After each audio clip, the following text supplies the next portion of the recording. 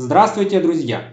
Возвращаюсь к теме видеонаблюдения, без которого невозможно представить ни одну систему умного дома. И сегодня поговорим о камере, которую можно устанавливать в тех местах, куда нельзя проводить стационарное питание. Это будет продукт, уже известной моим зрителям компании Realink. Обзоры на две камеры от этого производителя я уже делал на своем канале. Все, кто желает посмотреть, можете сделать это по ссылкам, которые будут в описании под этим видео.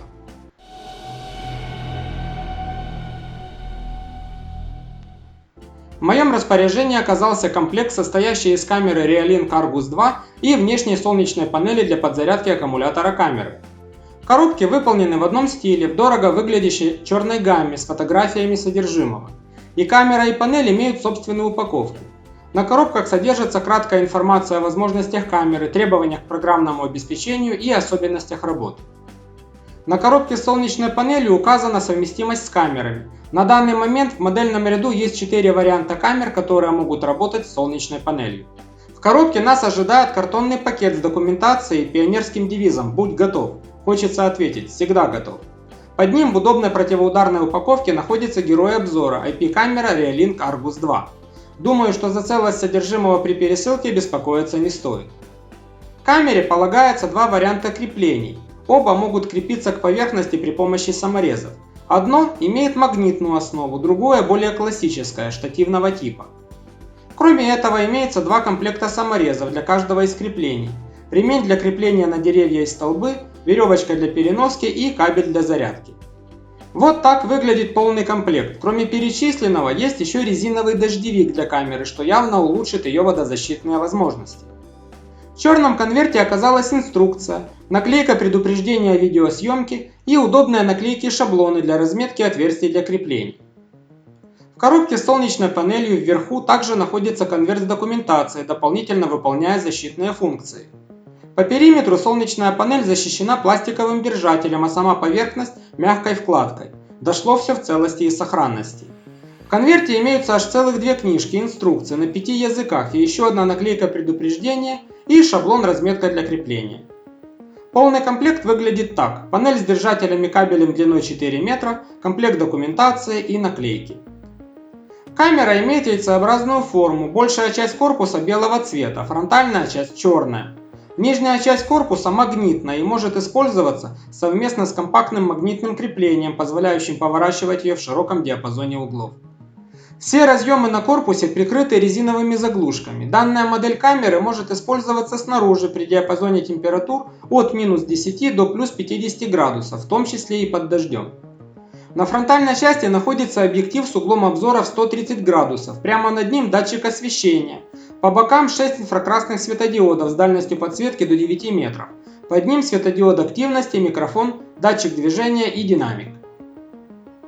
Для заряда аккумулятора используется разъем microUSB, закрытый резиновой крышкой. По окружности разъема имеется паз, в который входит резиновая защита от попадания влаги. Ей оборудован кабель от солнечной панели. С правой стороны под резиновой крышкой скрывается слот для карты памяти формата microSD. Там же находится отверстие для кнопки сброса в заводские настройки. С левой стороны камеры ничего интересного нет. Нижняя часть корпуса камеры вогнута внутрь. Кроме магнитного крепления, там же по центру находится винтовое крепление для наружного держателя камеры. Встроенный аккумулятор, вес которого составляет основную часть веса всей камеры, имеет емкость в 5200 мАч, что при номинальном напряжении 3,6 вольта составляет 18,72 Вт-часа. Напряжение заряда 5 или 9 вольт. Заявленная автономность составляет 14 часов в режиме просмотра и записи. Детальные тесты автономности будут дальше. Комплектный резиновый чехол с козырьком выполнен из мягкой резины и увеличивает степень защиты корпуса камеры от попадания влаги внутрь. Надевается плотно. Фронтальная и нижняя часть остаются открытыми для объектива и штативного крепления. Для разъема питания предусмотрен откидной клапан. Длинное крепление с винтом предназначено для наружной установки. Можно использовать как на горизонтальных, так и на вертикальных поверхностях. В инструкции подробно расписаны способы крепления. Нижняя металлическая часть является съемной и может крепиться как при помощи саморезов, так и при помощи комплектного ремня, например, на дереве или на столбе. Солнечная панель имеет размер 180 на 115 мм.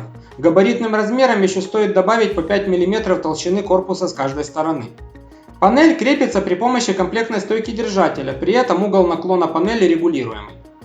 Разъем microUSB на 4-метровом кабеле имеет круглую сдвижную резиновую заглушку для защиты от влаги. После подключения разъемов заглушка сдвигается, попадает в круговой паз камеры и надежно защищает контакты от влаги.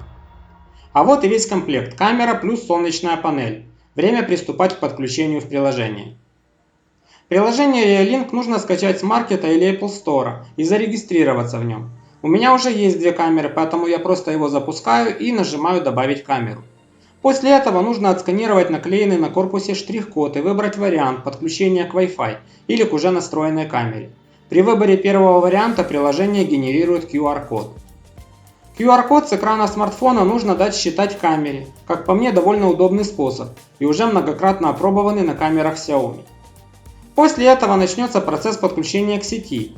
Отмечу, что камера поддерживает только диапазон 2,4 ГГц. Он, кстати, дальнобойнее, чем 5 ГГц. Поэтому перед подключением телефон нужно перевести на сеть 2,4. После этого камера просит задать имя и пароль, но на самом деле на этом этапе нужно придумать и 2 раза ввести пароль, учетная запись админ.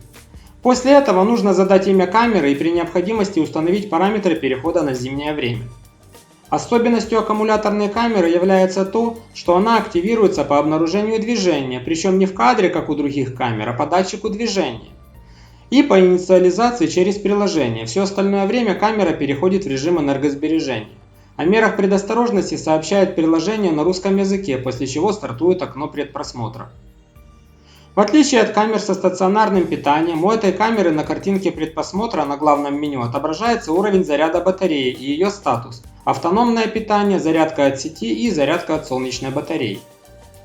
При нажатии на окно камеры запускается окно живого просмотра.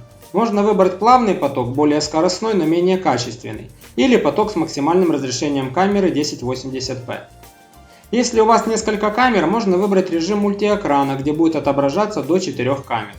В меню воспроизведения показывается таймлайн и отдельные видеофрагменты с длительностью записи на каждом. При нажатии на шестеренку в правом верхнем углу картинки попадаем в меню настроек. В главном меню видна информация об уровне заряда аккумулятора. Здесь находятся все меню для настройки камеры и переключатели активности светодиода, записи звука и инфракрасной подсветки.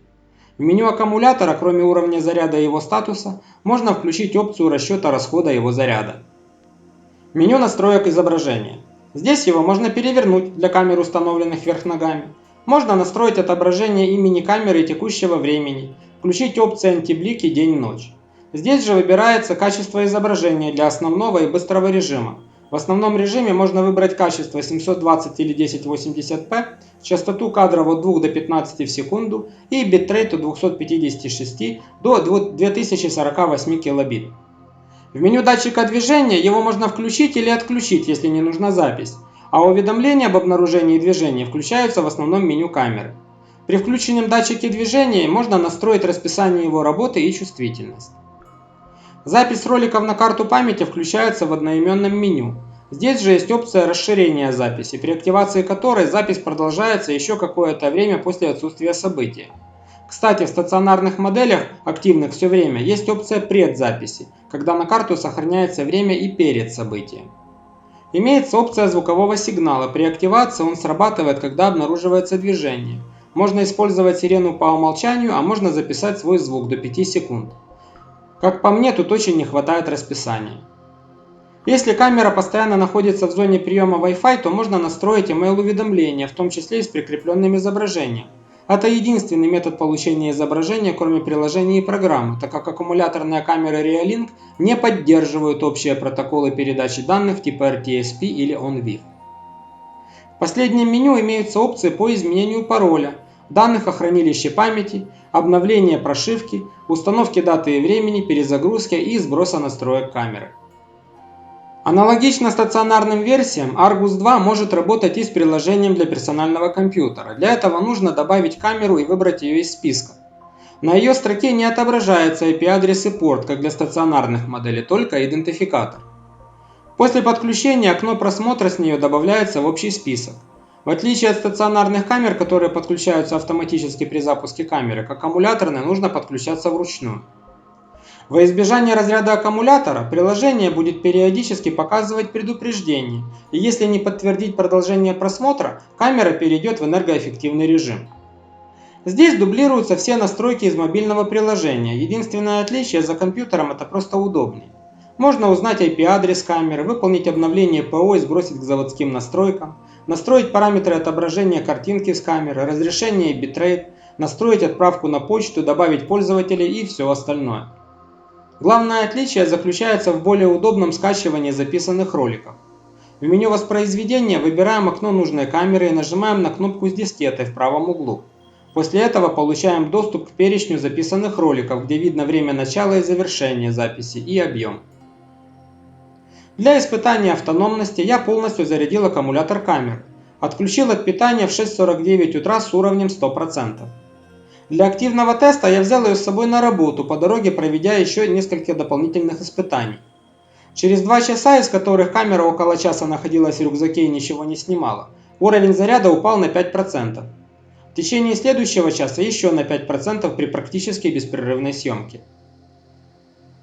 Место установки камеры я выбрал такое, что напротив нее почти постоянно было движение. Очень активный режим в людном месте. Через 4 часа 40 минут, еще минус 20%.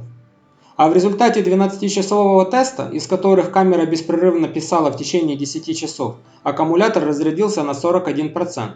Отсюда делаю вывод, что в очень проходном месте заряда аккумулятора должно хватить примерно на сутки. Следующий тест я проводил с солнечной панелью. По заявлению производителя она должна выдавать почти 3 Вт мощности при напряжении до 6 вольт. Сначала я проверил панель на внешней электронной нагрузке. На утреннем солнце я смог добиться мощности в примерно 0,8 Вт максимум, но думаю, что днем под прямыми лучами будет существенно больше. На самом деле мне больше интересна работа панели в связке с камерой, и для этого я сделал временный наружный стенд, вывесив камеру и панель за окно. Нужно учесть, что с этой стороны дома прямой солнечный свет бывает только во второй половине дня, утром здесь тень. На остатки светового дня заряд аккумулятора вырос с 59 до 61% по состоянию на 20 часов 25 минут. К 9 часам он стал падать и составил 60%. За ночь работы, естественно, с места установки камеры активность была очень низкая. Заряд упал всего на 4% и по состоянию на утро он составил 56%. Далее аккумулятор, пока в течение первой половины дня система находилась в тени, показывал, что заряжается, но уровень заряда держался один и тот же, 56%. А со второй половины дня начал расти, и процент заряда увеличился до 70% до момента, когда солнце ушло. Таким образом, сутки в автономном режиме при подпитке от солнечной панели, при эпизодической записи событий и нечастыми раз в несколько часов подключениями, аккумулятор зарядился с 61 до 70%. При этом еще раз уточняю, место установки не особенно солнечное. Вверх и вниз тянутся десятки метров стены дома. Солнце светило прямо на панель в течение примерно 6 часов. Еще один вариант установки, также полностью автономный, на полке в прихожей. Запись событий, когда кто-то приходит или уходит. В день порядка 2 десятков записей. Аккумулятор разряжается в среднем на 15% в сутки, что дает автономность примерно в неделю. Кстати, инфракрасная подсветка включается только при срабатывании датчика движения. В спящем режиме диоды отключены. В активном режиме видны невооруженным глазом, как 6 неярких красных точек. В случае, когда камера находится в зоне действия роутера, то вопросов с подключением нет. Все стандартно, как и для любых IP-камер. Доступ из любой точки мира через приложение. Но как все работает, если камера находится в полях? Самый простой и удобный способ – это просто поднять на смартфоне точки доступа Wi-Fi с тем же названием и паролем. Камера уже знает эту сеть и подключится к ней. Подключение почти мгновенно, долей 5 секунд задержек не было. Да, и при отсутствии Wi-Fi камера продолжает работать согласно настройкам. Записи хранятся локально на microSD карты памяти. Поэтому камера подходит для использования не только в автономном относительно питания режиме, но и без сети, например на дачах, где нет постоянного интернет-канала, а подключаться к ней можно эпизодически для просмотра зафиксированных событий. Один из вариантов использования камеры – это сирена. Также в качестве сирены может использоваться записанное микрофоном сообщение длительностью 5 секунд. Кроме приложения управления, видеоролики можно скачать напрямую с microSD карты, если, конечно, есть прямой доступ к камере. Так даже быстрее. Ролики просто пишутся в корневой каталог карты. Примеры видео, отснятых в разрешении 1080p с частотой 15 кадров в минуту. Звук пишется в моноканале 16 кГц. Это открытый воздух, естественное освещение.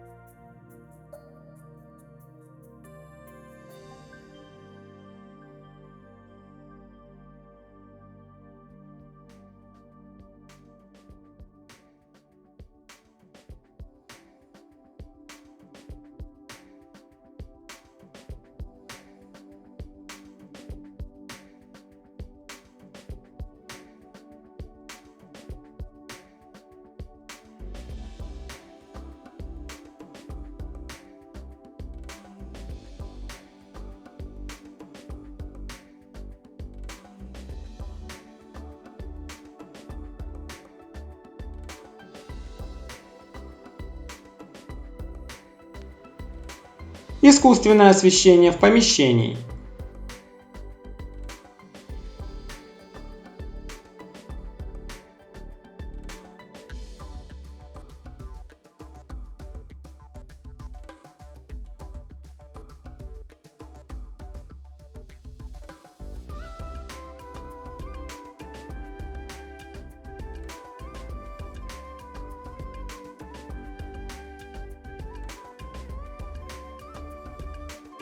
Ночной режим в инфракрасной подсветке.